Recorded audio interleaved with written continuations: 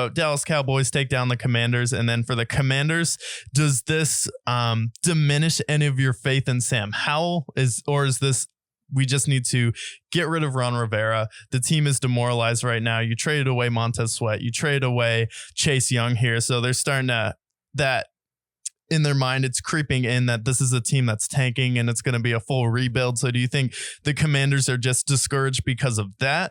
Or do you think it's just, they're just not good enough to get it done? I just don't think they're good enough to get it done because their defense, I mean, Chase Young and Montez Sweat was their defense at that point. They still have some nice players there. But at the end of the day, like, I just don't think they're as talented as like a Seahawks team that's going to be in the wild card race, the Vikings, even the Packers at this point. They're playing with some edge. They've won 3 straight games.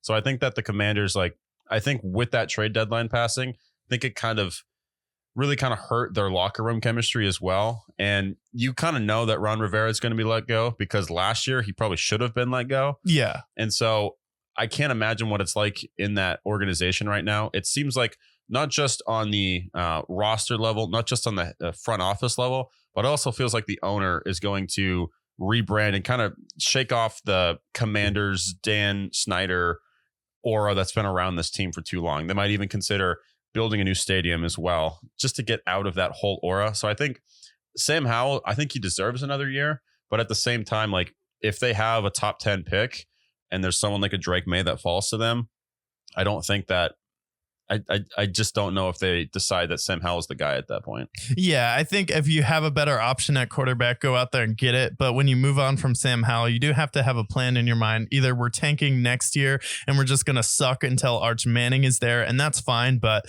for me, it's like Ron Rivera had one of the biggest errors of any head coach last season where he didn't even know his team could be eliminated from the playoffs. You have the aura of Dan Snyder still there with the toxic workplace allegations that were confirmed. And then you have FedEx Field, which is basically falling apart right now. Players can't even take a warm shower anymore. Are you kidding me? And then you have Eric Bieniemy. So I think they brought in Bieniemy. Let's have him sit behind Ron Rivera and then eventually move him into head coach, especially with Magic Johnson there. They basically look identical. Yeah, they basically look identical. So I think they'll give Eric Bieniemy a shot next year to be the head coach. And I definitely think he has deserved it because he made Sam Howell at one point. He was leading the league in passing. So there is something there, but make Bieniemy the offensive head coach, not just the co-head coach with Ron Rivera. I thought that was stupid when they chose to do it. And it created a weird vibe in the locker room. So time to move on from Ron Rivera because at this point,